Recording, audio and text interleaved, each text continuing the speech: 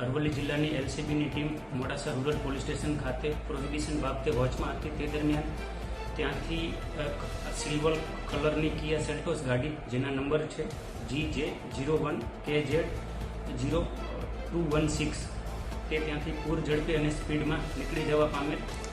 એલસીબીની ટીમને તે ગાડી શંકાસ્પદ લાગતા સતત 50 કિલોમીટર સુધી તેનો પીછો કરવામાં આવેલ અને જિલ્લાના તમામ પોલીસ સ્ટેશનમાં નાકાબંધી અને બ્લોકિંગ કરવા માટે સૂચના કરવામાં આવેલ.